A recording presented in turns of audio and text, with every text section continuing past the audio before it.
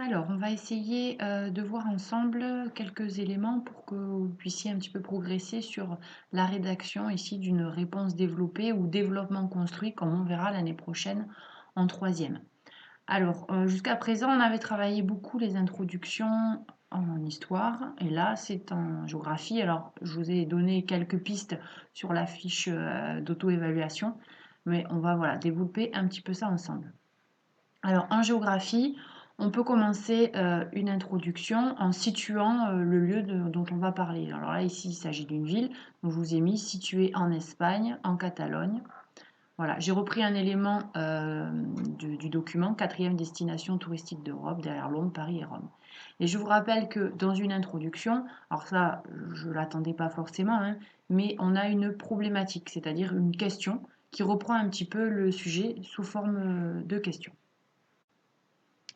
On passe maintenant à la première partie. Alors vous avez vu que on saute une ligne ici entre l'introduction et la première partie et on commence la première partie ici par un alinéa.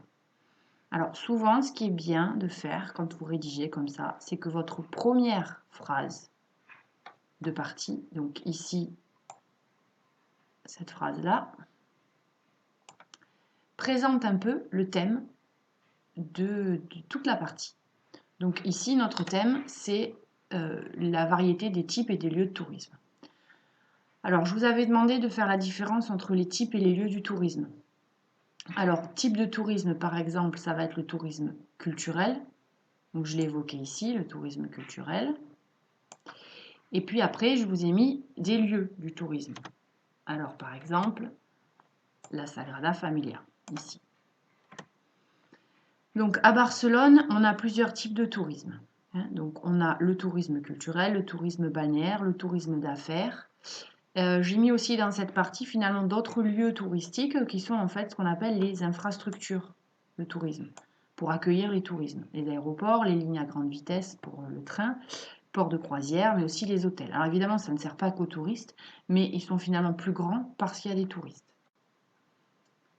Donc on y va pour la lecture de cette première partie. Barcelone présente une grande variété de types et de lieux de tourisme. Donc vous voyez, j'introduis les deux aspects qu'on va étudier.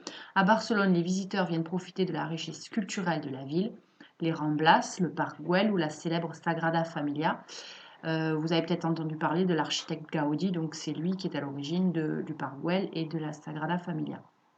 La Sagrada Familia et ses 2,5 millions de visiteurs. Le tourisme culturel, donc deuxième type, est donc très développé.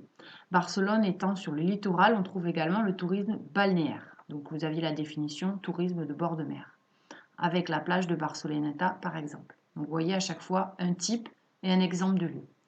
La ville est aussi le premier port de croisière d'Europe.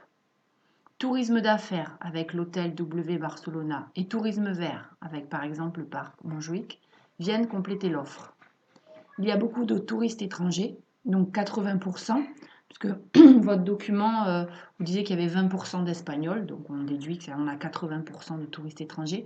Vous voyez comment on peut essayer d'interpréter les choses sans recopier directement le document. Et qui viennent plutôt, ces touristes, pour de courts séjours, puisqu'on a 2 nuits en moyenne à peu près. La ville a développé des infrastructures de tourisme, donc comme je vous disais, aéroport, ligne à grande vitesse, port de croisière, mais aussi hôtels.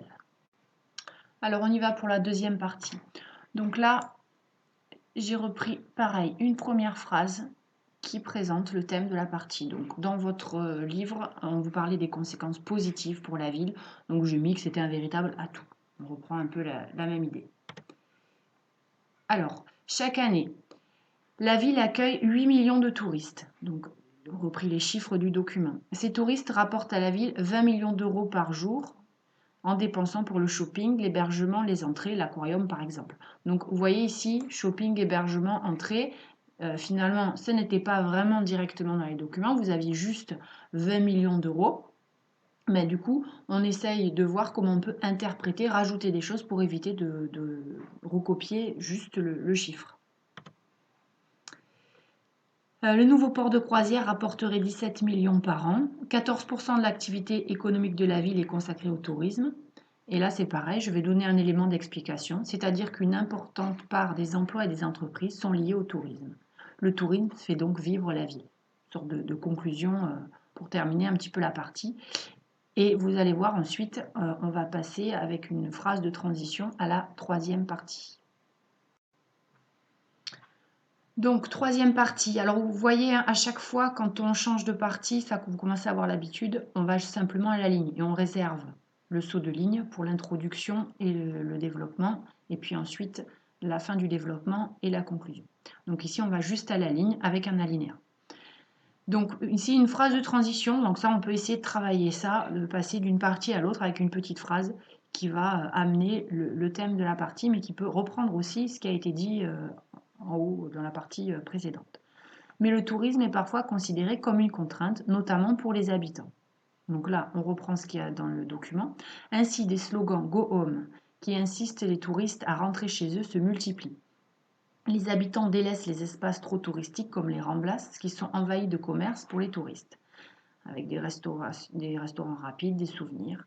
Pour tenter de freiner ce que les habitants de Barcelone voient comme une invasion, la mairie a limité l'ouverture de nouveaux hôtels, mais les touristes continuent d'arriver et de se loger dans des hébergements Airbnb. Donc vous connaissez Airbnb, hein, c'est une plateforme en ligne qui permet de réserver des logements chez les particuliers. Alors la conclusion, je ne demandais pas de conclusion. En troisième, c'est pas obligatoire non plus. En seconde, au lycée, il faudra commencer à savoir bien les faire. Mais enfin, rien n'empêche de travailler ça pour ceux qui en sont capables, et il y en a beaucoup qui le sont. D'ailleurs, certains dans vos travaux, vous m'avez fait des conclusions. Alors une conclusion, dans l'idéal, elle reprend simplement tout ce qui a été dit dans les parties au-dessus. Et normalement, ça répond à comment s'organise le tourisme à Barcelone, donc ça répond à la problématique. Alors ici, voilà, j'ai fait une conclusion en 3 phrases. Donc comme il y a 3 thèmes, on peut reprendre en 3 phrases. Pas obligatoirement, mais là, il se trouve que c'est comme ça.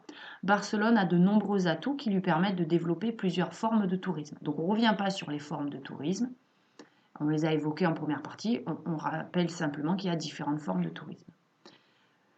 Le tourisme est ainsi un secteur important pour l'économie de la ville, donc là on est dans la deuxième partie.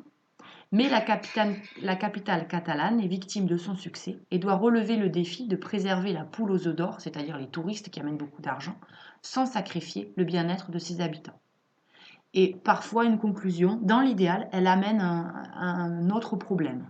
Voilà, donc ici c'est finalement comment elle va pouvoir faire et relever ce défi entre les touristes et les habitants.